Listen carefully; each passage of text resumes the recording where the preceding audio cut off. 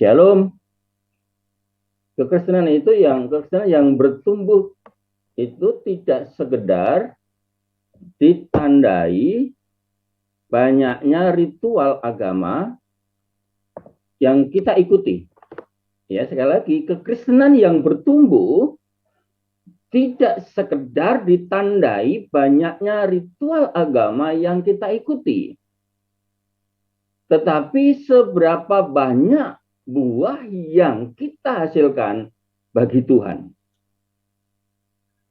Orang Kristen tidak hanya dituntut untuk menjalankan ritual-ritual agama, aktivitas-aktivitas keagamaan kita, tetapi juga harus berbuah. Dan buah ini adalah pembuktian bahwa kita ini memuliakan Bapa di surga, dan juga ini sebagai bukti bahwa kita adalah murid-murid Kristus. Misalnya dalam Yohanes pasal 15 ayat 8 dikatakan seperti ini. Dalam hal inilah Bapakku dipermuliakan. Dalam hal apa? Yaitu jika kamu berbuah banyak. Dan dengan demikian kamu adalah murid-muridku. Perhatikan, ketika saya dan saudara bisa berbuah banyak, maka itu dikatakan kita memuliakan Bapa, dan itu juga menjadi tanda, menjadi bukti bahwa kita ini adalah murid-murid Tuhan. Saudara, kategori buah itu yang pertama adalah jiwa-jiwa sesat yang bertobat. Pelayanan, lalu karakter yang memuliakan Tuhan. Itulah kategori buah. Jiwa-jiwa yang sesat, hidup dalam pelayanan atau hidup melayani, dan memberi karakter yang memuliakan Tuhan. Nah, khotbah saya pada pagi hari ini, saya beri judul Hidup Memberi Buah. Lukas pasal 13 ayat 6 sampai 9 terkait dengan perumpamaan tentang pohon ara yang tidak berbuah. Saya tidak akan membaca sekaligus. Pertanyaan sekarang adalah, mengapa orang percaya dituntut harus berbuah? Mengapa kita, anak-anak Tuhan, dituntut harus berbuah? Saudara, kalau kita perhatikan dalam perikop ini, paling tidak ada 3 hal, ada 3 alasan mengapa kita orang percaya, hamba-hamba Tuhan, harus berbuah. Yang pertama adalah karena kita diberi potensi untuk berbuah. Jadi alasan yang pertama kenapa kita harus berbuah, karena Tuhan telah memberi potensi kita untuk berbuah. Perhatikan ayat yang ke-6. Lalu Yesus mengatakan perumpamaan ini. Seorang mempunyai pohon ara yang tumbuh di kebun anggurnya. Dan ia datang untuk mencari buah pada pohon itu. Tetapi ia tidak menemukannya. Perhatikan saudara-saudara, frase yang mengatakan seorang mempunyai pohon ara yang tumbuh di kebun anggurnya. Pohon ara yang tumbuh di kebun anggurnya. Kebun anggur atau tumbuh di kebun anggur ini bicara tentang potensi pohon ara itu untuk bisa menghasilkan buah. Saudara, pada umumnya pohon ara itu tumbuh liar di pinggir jalan atau di hutan dan tidak terurus dengan baik. Sehingga kadangkala pohon ara itu tidak bisa mengeluarkan buah yang baik. Karena apa? Dia tidak diurus gitu. Tidak terurus, dia tumbuh dengan liar gitu. Namun dalam perumpamaan ini, pohon ara ini ditanam di kebun anggur.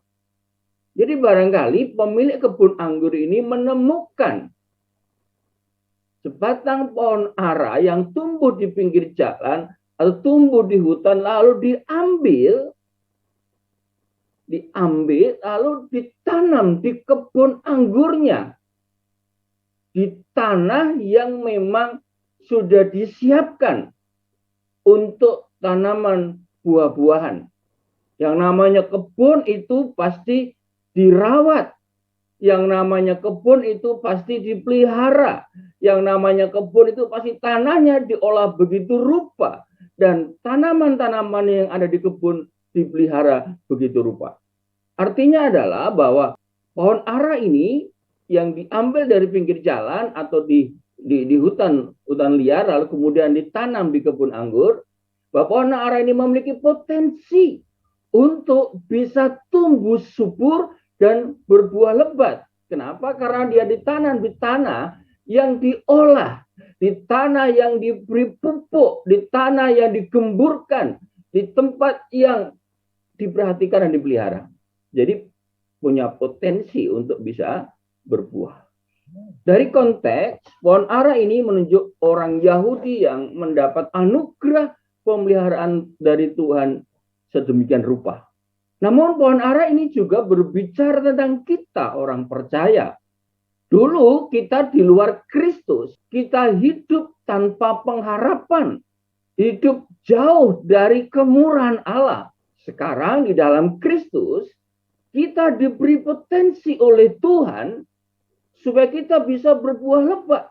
Saudara, potensi itu terletak pada Roh Kudus yang dimeteraikan dalam hati kita. Setiap orang percaya, setiap orang yang lahir baru, saat itu juga Roh Kudus dimeteraikan dalam hati kita.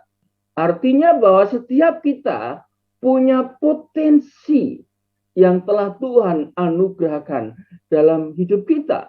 Potensi untuk membuahkan jiwa-jiwa bagi Kristus. Kisah Rasul pasal 1 ayat 8. Tetapi kalau Roh Kudus turun atas kamu, kamu akan menjadi saksiku di Yerusalem, di Yudea, Samaria, dan sampai ke ujung bumi. Roh Kudus memberikan kita kuasa, dinamis, kemampuan untuk kita menjadi saksi, untuk kita memberitakan Injil, untuk kita bisa menghasilkan jiwa-jiwa, buah jiwa-jiwa yang dimenangkan bagi Kristus. Lalu ada potensi untuk melayani Tuhan. Bukankah ada banyak karunia rohani yang Tuhan anugerahkan bagi setiap orang percaya untuk melayani? Minimal setiap orang percaya ada satu karunia rohani untuk melayani Tuhan. Itu juga merupakan buah hidup memberi diri untuk melayani Tuhan. Ada potensi untuk membuahkan karakter ilahi dalam hidup kita. Dengan adanya meterai Roh Kudus dalam hati kita. Dengan adanya pendiaman Roh Kudus dalam hati kita. Galatia pasal 5 ayat 22 dan 23. Itulah karakter ilahi, yaitu orang-orang percaya yang hidupnya didiami oleh Roh Kudus menghasilkan buah roh dalam hidupnya. Ini bicara potensi, saudara. Saudara tidak bisa berdalih, Tuhan, saya tidak bisa memberitakan Injil, saya tidak bisa memenangkan jiwa bagi engkau. Jangan lupa, Tuhan telah memberikan kuasa, yaitu Roh Kudus dalam hidupmu, sehingga kau bisa bersaksi. Saudara juga tidak bisa berdalih, Tuhan, aku tidak punya karunia apa-apa untuk bisa melayani. Dengar, Tuhan memberi karunia rohani dalam hidup saudara untuk melayani Tuhan pada waktu saudara lahir baru. Saudara juga tidak bisa mengatakan, hidupku ya begini-begini tidak bisa berubah. Ingat, ada Roh Kudus di dalam hatimu yang bisa mengubah karakter saudara, sehingga saudara bisa memiliki karakter yang memuliakan Allah. Itu potensi. Hamba Tuhan harus membuahkan 3 hal tadi. Hamba Tuhan harus memenangkan jiwa. Hamba Tuhan harus melayani. Hamba Tuhan harus memiliki karakter yang memuliakan Allah. Kalau itu tidak ada dalam hidupmu, lebih baik berhenti jadi hamba Tuhan. Jangan bangga dengan gelar STH. Jangan bangga dengan gelar MTH. Jangan bangga dengan gelar sarjana agama. Jangan bangga hanya pada predikat pendeta di depan nama saudara. Kalau saudara tidak pernah memenangkan jiwa, kalau saudara tidak terlibat dalam pelayanan, kalau karakter saudara tidak seperti karakter Kristus, berarti saudara telah menyanyiakan potensi yang Tuhan berikan pada saudara. Banyak orang yang suka pakai gelar pendeta, evangelis. Banyak orang yang suka mendapatkan gelar sarjana teologi, master teologi, tapi tidak menghasilkan buah dalam hidupnya. Untuk apa? Lebih baik jadi orang biasa saja. Kenapa kita harus berbuah, saudara? Karena Tuhan telah memberi potensi kepada saudara untuk berbuah. Goal 151 untuk STTSGI itu bukan sesuatu yang wow, bukan sesuatu yang megah, bukan sesuatu yang luar biasa. Itu biasa saja. Karena memang kita semua diberi potensi untuk memenangkan jiwa-jiwa. Maka kita harus memberitakan Injil. Membawa pulang berkas-berkas itu ke gandum, ke lumbung gandum Tuhan. Alasan yang kedua kenapa kita harus berbuah. Alasan yang kedua karena Tuhan memberi kesempatan untuk berbuah. Yang pertama tadi alasannya karena Tuhan memberikan potensi untuk berbuah. Dan yang kedua alasannya kenapa kita harus berbuah. Karena Tuhan berikan kesempatan untuk berbuah. Perhatikan ayat yang ke-7a. Lalu ia berkata kepada pengurus kebun anggur itu, sudah 3 tahun aku datang mencari buah pada pohon ara ini. Dan aku tidak menemukannya. Sudah 3 tahun aku datang mencari buah pada pohon ara ini.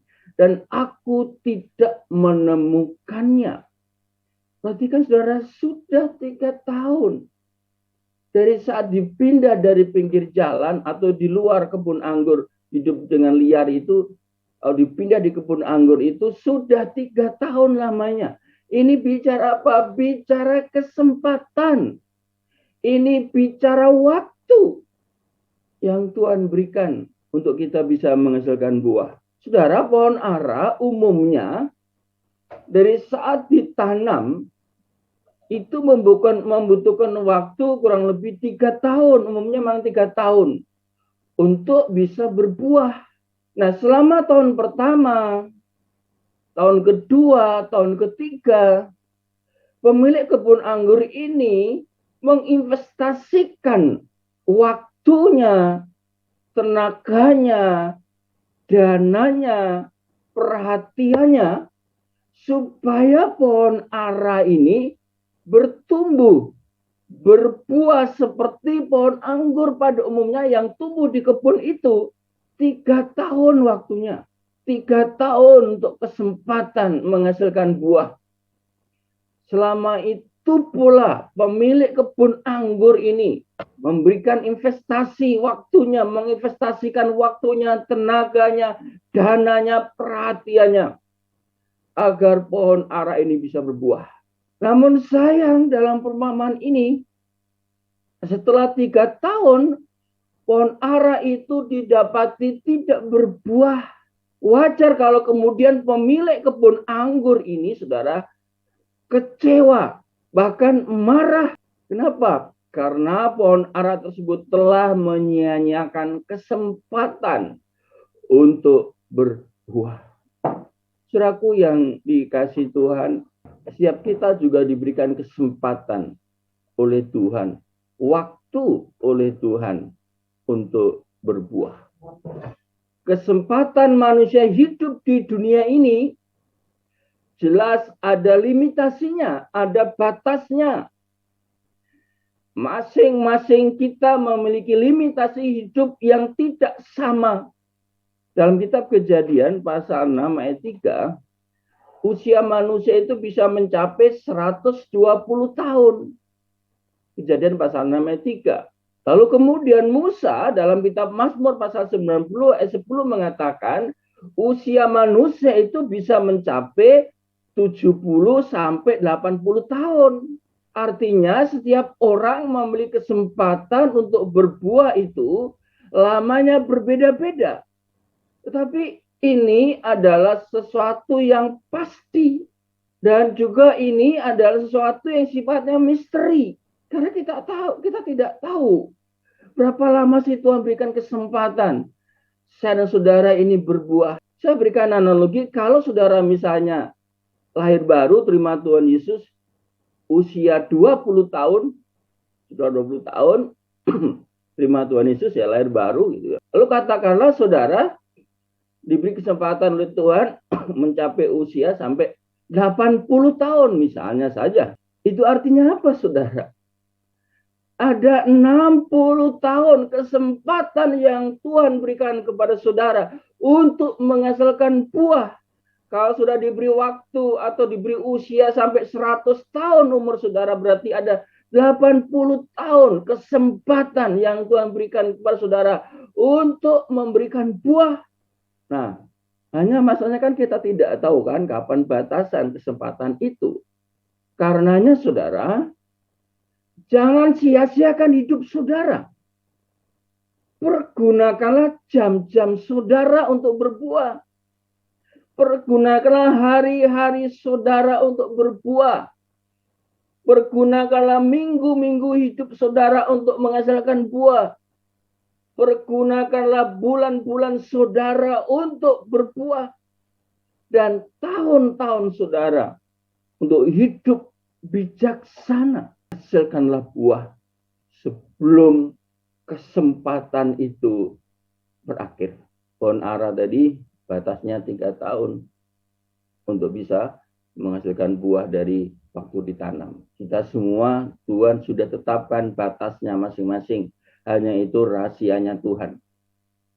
Bagian kita adalah kalau hari ini masih ada bagi kita, itu artinya ini masih ada kesempatan untuk kita berbuah.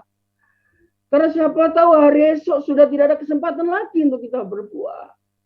Kalau minggu ini, bulan ini, tahun ini kita masih ada, berarti masih ada kesempatan untuk berbuah, bukan? Karena siapa tahu tahun depan kita sudah tidak punya kesempatan lagi untuk berbuah. Karenanya hiduplah bijaksana dalam menggunakan setiap waktu.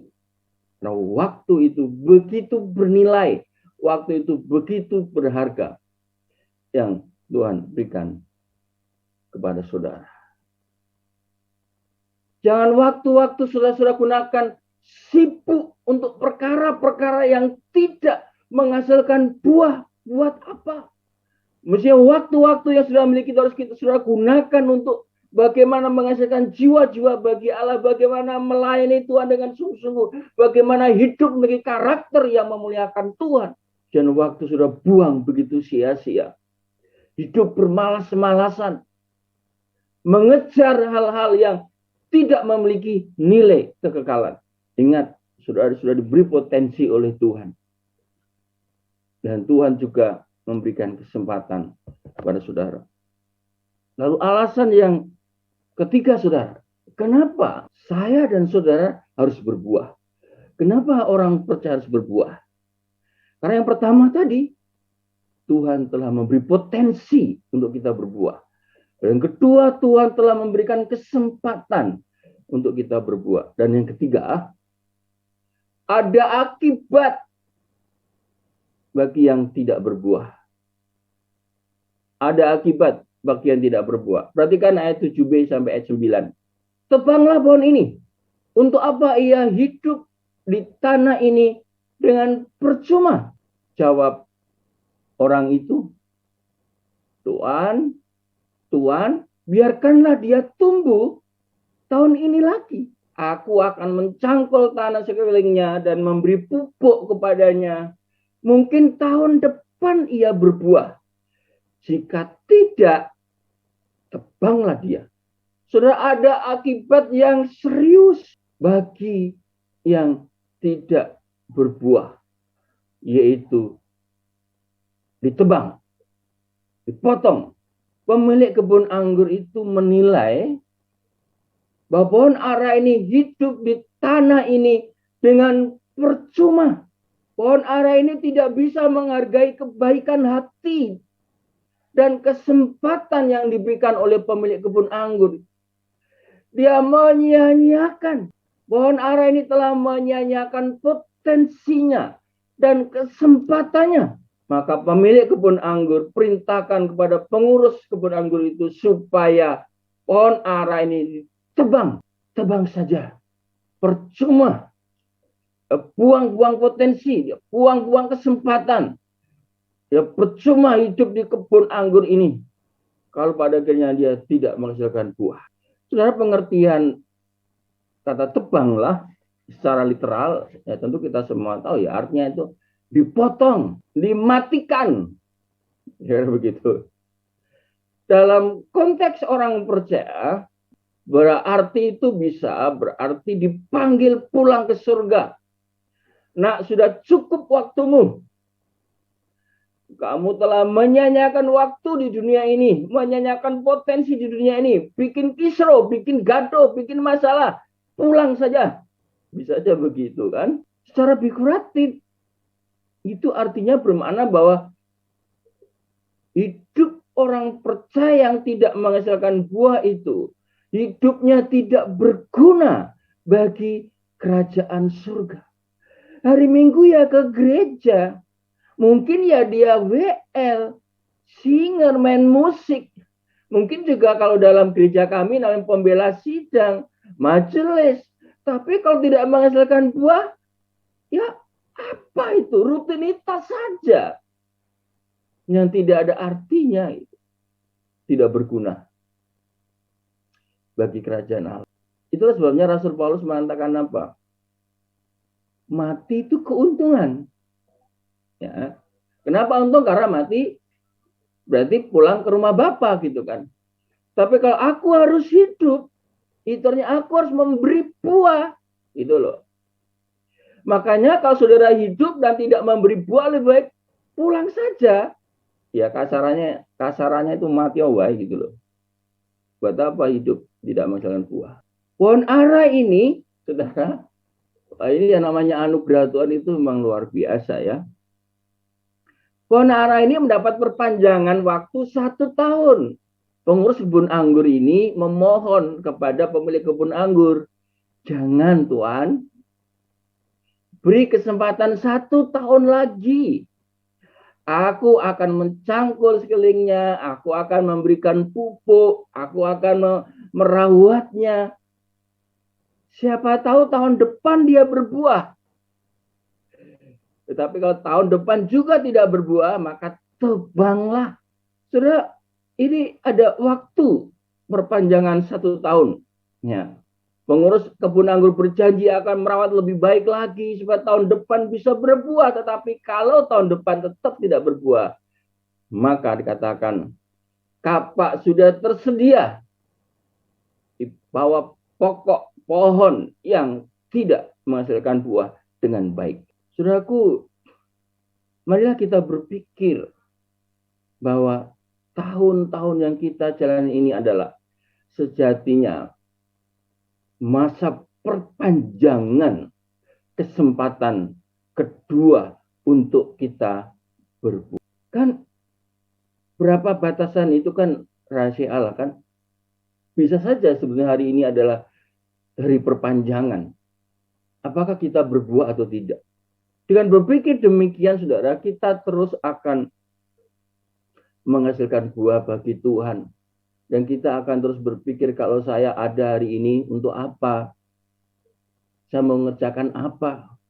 Ingat, setiap detik, setiap menit, Tuhan tuntut pertanggungjawaban pada saudara. Karenanya jangan sia-siakan potensi dan kesempatan yang Tuhan berikan kepada saudara. Setiap potensi dan kesempatan yang saudara miliki adalah anugerah Tuhan. Potensi dan kesempatan itu diberikan kepada saudara supaya saudara menghasilkan buah bagi kerajaan surga. Yaitu jiwa-jiwa yang sesat, hidup melayani Tuhan dan sesama, serta karakter yang memuliakan Tuhan. Sudahkah saudara menghasilkan buah? Renungkan baik-baik firman Allah ini dalam hidup saudara. Selamat hari Minggu, selamat untuk menghasilkan buah. Tuhan Yesus memberkati.